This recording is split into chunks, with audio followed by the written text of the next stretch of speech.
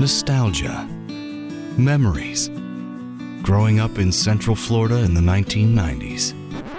What a bunch of sappy crap.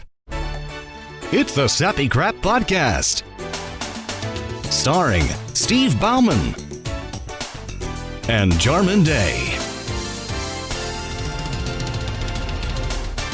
Welcome to the Sappy Crap Podcast, episode 14, where the names are changed, but the stories are real. I'm Jarman.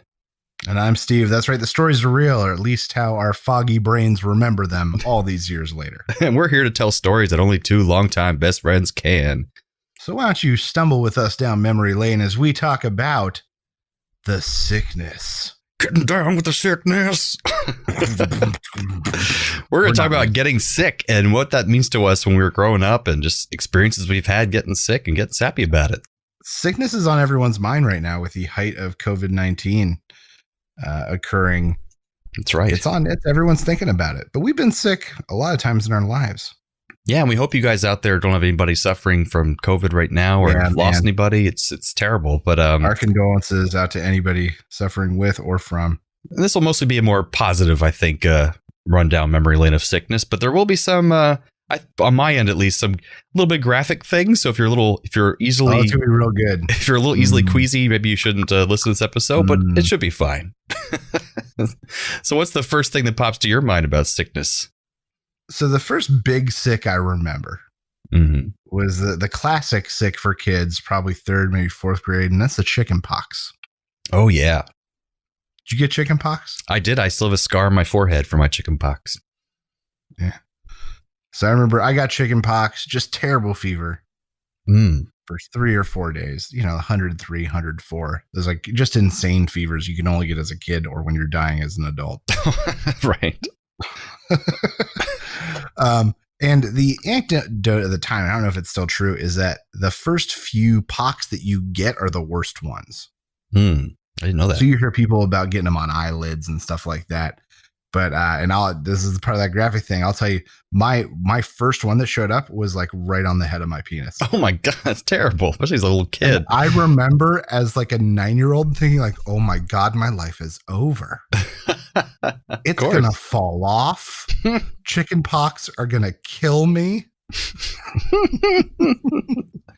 And now kids also deal with it because there's a vaccine for chicken pox, isn't there? There is, man. They're never going to know the fun. Well, all that Price of Right is right. I got to watch. Well, I'll say something strange for my chickenpox experience that extends the rest of my life, unfortunately, is that chickenpox is actually a form of herpes. Some people don't know that. And It stays in your system for the rest of your life. And typically when you get to be an old person is when you experience shingles. And shingles are basically the chickenpox virus retroactively coming out of your body when you have a low immune system. So typically if you're really, really ill, or if you become old and your immune system is not as strong as it once be, you start getting shingles, which is like a little patch of like a rash that's itchy and it's puffy and itchy and unfortunate. But since I was a weak, sickly little kid because I had heart problems ever since I was born, I got it pretty much right after I got chickenpox. I started getting shingles, and it would be whenever I would be really stressed, or if I got another sickness like a cold or something, or even UV rays will bring it out. So, And the weird thing they'll tell you about shingles that sometimes it can make you paralyzed. So it's on your nerve center in the middle of your body. And so I'd wake up one morning and all of a sudden I couldn't move the left side of my body. This only happened a couple times in my whole life. But the one time I remember being like home during the summer, and I had to scream out because I'd lock my door at night, like every night for some reason. And I was just screaming like, I can't move. Hello, is anybody there? I can't move. My parents had to come in and like you pop the lock with a paper clip in my house, and they'd pop it open and then they'd help me out. And they had to figure out what was going on. So we had to tell the doctor, and they're like, oh yeah, shingles are coming. That happens sometimes, but it was pretty scary. I'll tell you that much. Anything else for you, sir? Nah, chickenpox. All I remember is the fever and the penis thing. Yes. Now, this isn't quite sickness, but it makes you feel like you're sick. Any surgeries that you've had in your lifetime? Yeah, I've had 2 surgeries in my lifetime, both for hernias. Oh, ouch. Repair. Ouchies. Both of them were pretty low key, both in through my belly button. I think you were pretty young for one of those too, weren't you? Tubes and stuff. Yeah, I was 16 for the first one. Damn. The first one was crazy. Crazy. So here's the story I was planning on telling. Okay. So all of a sudden I was like a 16-year-old kid, and I had this thing in my groin. Ooh. That like was down and came down next to my balls. Oh God. Right. And I was like, well, it goes away sometimes, so I'm probably fine. That's not good. And I like lived with it for, I can't remember how long. It felt like an eternity. It was probably not that long. But I remember we watched, so my dad and I would watch ER together. And it was a big episode because it was the one where Mark Green finally died from cancer. And I remember thinking like, oh my God, if this is cancer, I'm going to die. And that night after ER, I told my dad I had this thing in my crotch. Oh my God. And he was like, that's not normal. We need to go see a doctor. Yeah. So we went to a bunch of places, and I was right on the young end of the spectrum for this one kind of testicular cancer. So they were really concerned it was that. So I went and did ultrasounds and all sorts of things to confirm it wasn't. Good. They never did an autopsy. They stopped short of that. But well, you weren't dead, so. No. But I remember the doctor said it was one of the biggest hernias he'd seen. Oh, wow. It was like the size of a banana. So how did they fix it? They just like push it all back up, and they put a little piece of mesh. That's what I've heard. Yeah. In the break of your wall line, your stomach wall line. Ouch. Just to keep it in. Lovely. Yeah. Well, with surgery front, you've had some surgeries. You've had some serious surgeries. Well, yeah. When I was born, I had a hole in one of my valves. I was just born with a hole there. And they said they couldn't do anything about it when I was too young because the technology wasn't that great. If nowadays you can get that surgery done when you're like an infant and it's safe, but they had to wait till I was older. But as I got older, a piece of like tissue fell into the hole and stopped up the hole. And they're like, oh, it kind of naturally healed itself. So now there's no blood escaping, and it's no turbulence. It's just going right over the hole, and it's fine. But then this scar tissue started building up around that piece of tissue that had fallen in the hole. And so when the blood went through my valve, it would twirl and spin as it went through. And so eventually they said that would probably burst the valve, and so if I didn't get any surgery done. So by the time I was 12 years old, I had to get heart surgery to basically smooth over that area and make it so it would never be turbulent again. And so now every couple of years, I go to the cardiologist just to make sure it hasn't gotten rough again where it's causing twirling and spinning. But so far, it's been, how many 20 something years, and it's totally fine. But yeah, that was a great experience. It was really painful when I woke up, but I got to do morphine, and that was fun. And for a 12-year-old, and then like 2 weeks of recuperation, just playing video games and having a good old time. So that was something. And then I had my tonsils out. I had all this bad. That's a good time. Yeah, this terrible breath through the high school, and I had these little pockets of pus that would get in the back of my throat, make my breath terrible. And so finally, they're like, "You need to get your tonsils taken out." So they took them out, and I had to get ice cream, and cold stuff for a few days, and it was fine. But it was not a fun experience. The tonsils hurt a lot. That was actually probably more painful than the. Oh, and I always tell this, but the worst part of my heart surgery was not them ripping my chest open and waking up with the pain in my chest, but when they finally pulled the catheter out of my penis. Oh, because the nurse was like, okay, we're going to pull this out. I'm like, you can leave it in. That's fine. She's like, no. If you want to get out of here at any point, you have to take this out and pee on your own. And she was like, 3, 2, and pulled it out like on 2 and scared the shit out of me. And it hurt like nothing has ever hurt my entire life. That was the worst pain I've ever experienced. And wow. I've talked to people since, and women catheters hurt a lot more than men, supposedly, and it's not supposed to hurt that much. So she must have done something wrong. So I'm mad at that nurse to this day. And so here's the time I remember just the most sick. Still to this day, the most sick. And this was in high school. We were doing the show Hello, Dolly. Oh, yeah. I was the lead, Horace Vandegelder. And the night before opening night, I woke up at 2 a.m. and like pooed myself to death and then threw up all over myself. And I did that every hour on the hour, like an alarm clock, until like 6 a.m. Oh, God. That's terrible. I was weak. I was so beat up. But I remember we had a preview thing at school. So I got in the shower and I almost passed out. But I didn't tell my parents because I knew they wouldn't let me go to the preview thing. Of course. So I went And I was just dying. And I remember the course teacher came and talked to me and told me I need to go home. Yes.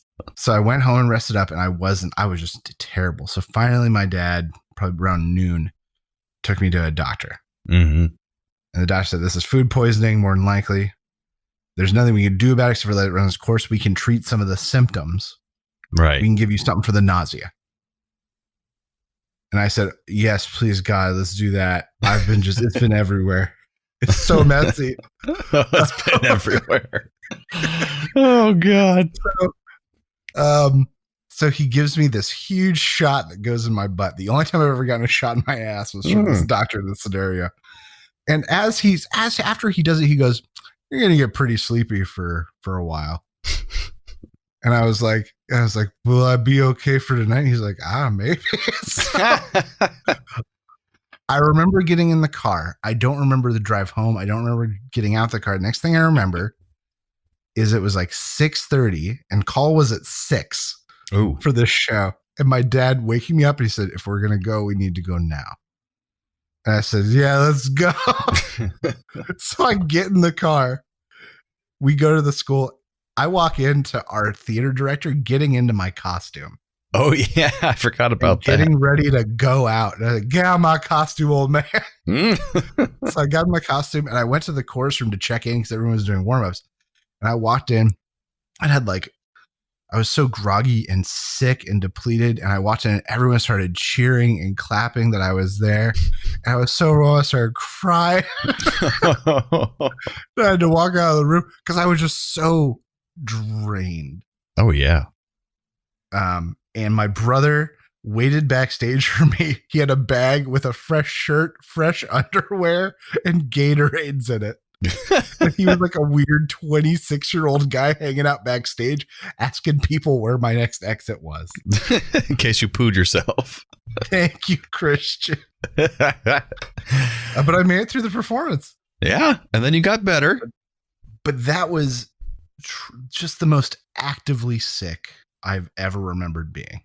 Oh, yeah. I think actively ill. I remember one time having a stomach virus for real. Like, cause so many times people use stomach virus as the fake go-to thing for like, I can't come. I have a stomach virus or I got food poisoning. But when it's real, it's terrible. And I remember going to the doctor with my dad. I think I was probably 15 or something like that as well. And they gave me a suppository, the only and first one I'd ever had my entire life. Okay. And I was like, what's this now? And they said, we got to put this up your butt. I'm like, what? So they did that. That's got to be surreal for what, a 10-year-old? How old did you say? I think I was like 14 or something like that, maybe. Whoa, even more surreal. Yeah. But then I felt incredibly ill. And then they put that up my butt. And then within like 10 minutes, I felt fantastic. So there is a reason why they do that whole, like, what is the butt chugging thing with fraternities where they put booze and you get immediately drunk because it absorbs into your system. Yeah, because it goes through your intestinal tract immediately. So like that's where you absorb all the nutrients and stuff from your food. And so, yeah, I felt better faster than I've ever felt better in my life. It was incredible. But I don't want to get another one. But that's the only suppository I've ever had in my life. That's fair. I think the most sick to most well I've ever felt suddenly was it was senior year, and the last day of school was like a half day for seniors. And I remember we were going to go to someone's house and do the gallon challenge. And that's where you drink a gallon of milk. I'm not sure if our UK listeners have this. So you drink a gallon of milk in an hour under or 30 minutes or under. It's a urban legend kind of challenge. So there's all sorts of different variations on the rules. Right. But it started out with like 8 of us that were going to do it. And then some people kind of chicken shitted out, and it was like 6. And then more people chickened out. And eventually it was just down to me and our buddy Kevin. Oh, I remember. So we were going to do this. So we got gallons of milk and we went. And it was going fine at first, but you don't think about how much a gallon of milk is. And Kevin got it down probably to 2/3. He got 2/3 of it inside of him, and he started to lose it and just couldn't do it. And I remember I got down maybe to the last half inch of milk. And I just was so miserable. So full of dairy. That I was like, you know what? I'm just doing this. I'm going to get it all inside of my body just to say I did it. So like, I put it up. I chugged it. I just swallowed so hard. I got every last bit inside of me. I threw the thing to the ground. Someone like snapped a picture. I took 3 or 4 steps and then it all came out. No, I think I remember both of you throwing up. And I remember it started turning pink and it was disgusting. Because of like something we'd had for lunch. Had like coloring in it. We'd had candy or something. I just remember it being pink from both of you. I don't know why. I just remember it being still cold. Oh, God. Coming up. That's terrible. We told you, audience. We warned you. But afterwards, I felt spectacular. That was like going from the sickest I've ever felt to the best I've ever felt very quickly. Yeah, because your body's like, no, get this out. Oh, thank God, what were you thinking? No, this doesn't belong in here. This is wrong. You idiot.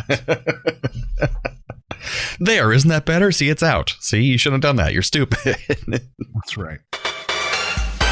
Well, the sickest I think I've ever been, which was in college, I got pneumonia.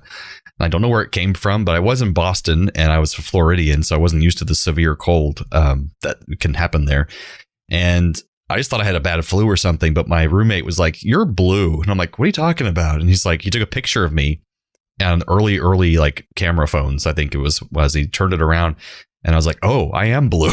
So he took me to I think Beth Israel is the one that's this famous hospital. It's in Boston. And we went there and they's like, "Yep, you have pneumonia, you have fluid in your lungs." And so they treated me and I was fine. But I was just like just dead to the world.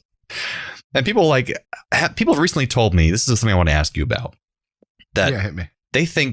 Some people think they've never had a flu in their life.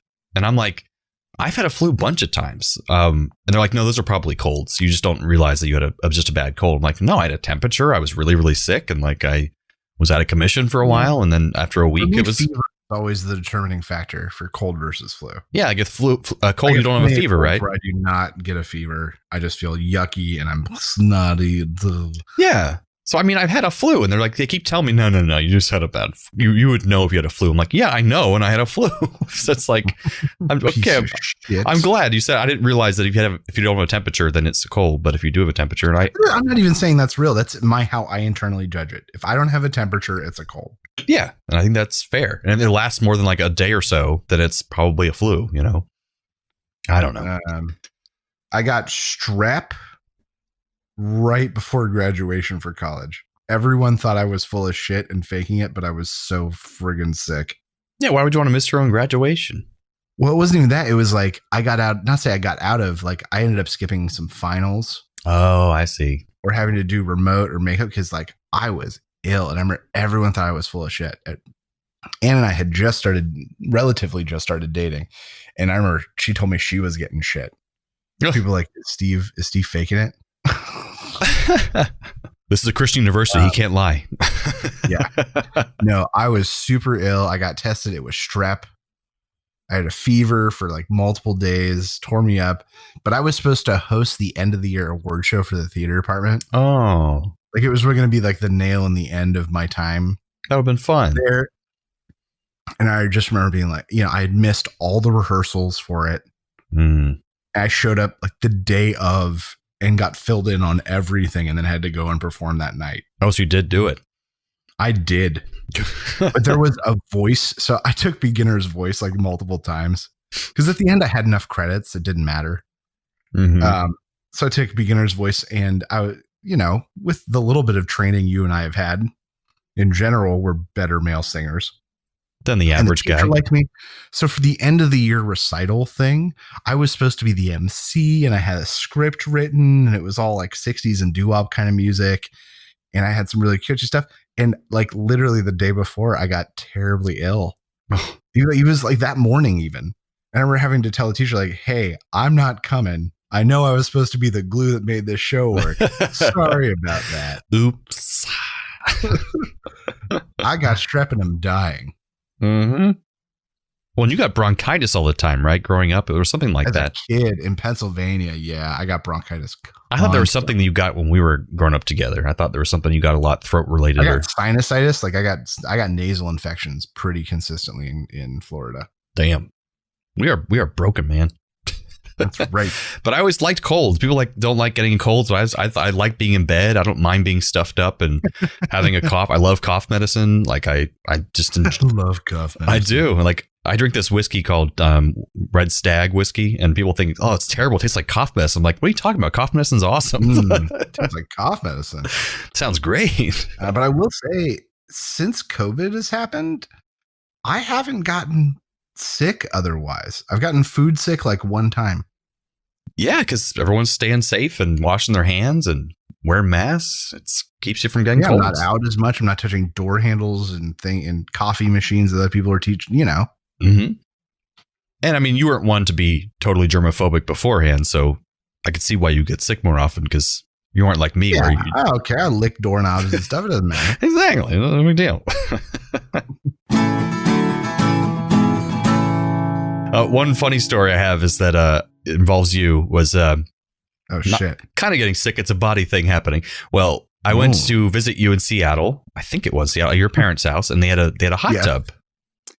And so we got in the hot tub, and I went back to college, and suddenly I had this rash appearing on my skin, and it was a complete ring right around my torso. And I was like, "What the hell is this?" And I went to the doctor, and this really old Jewish doctor, he's like, "I know exactly what that is. Were you in water of any time recently?" And I was like, "Well, yeah, I was in this hot tub." He's like, "That's what it was. There was some germs or something on the top of the water, and it all sits there on the top. But if it's not cleaned properly, then you get a rash."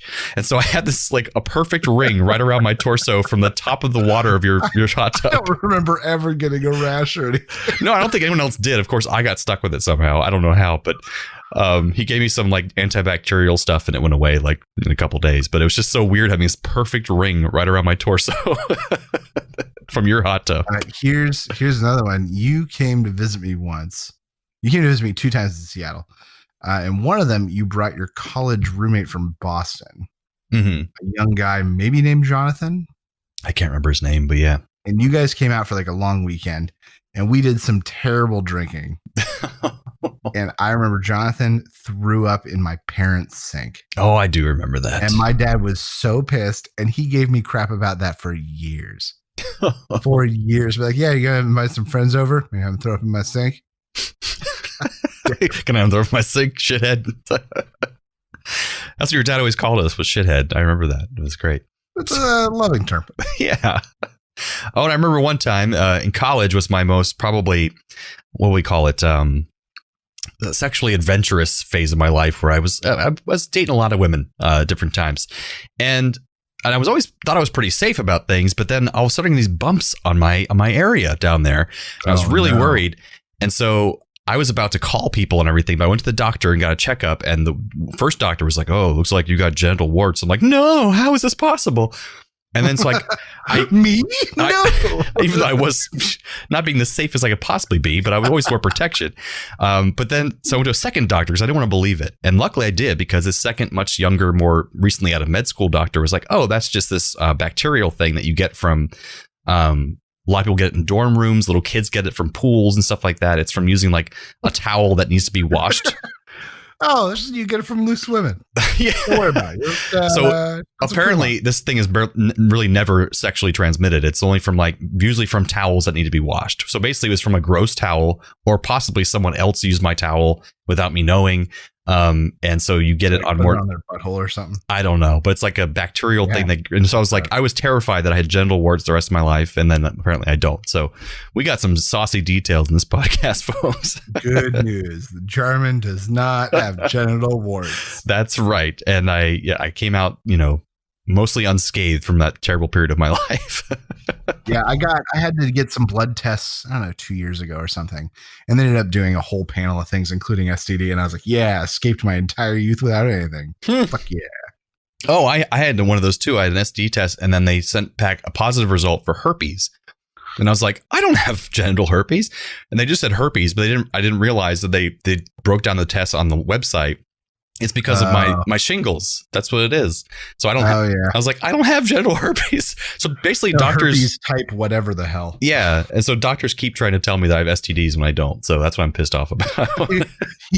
And you don't believe it until it falls off. Until my dick falls off from that one chicken pox. You just keep telling the doctors they are wrong. I refuse to believe your fake news about my penis. That's right. Yeah, it's good times. So does that wrap up this episode of the Sappy Crap Podcast? I think it does. Join us next time as we pick another topic to reminisce, rewind, and remotely think about. Absolutely. Definitely remotely for the two of us. So thanks for joining us for this delightful stumble down memory lane.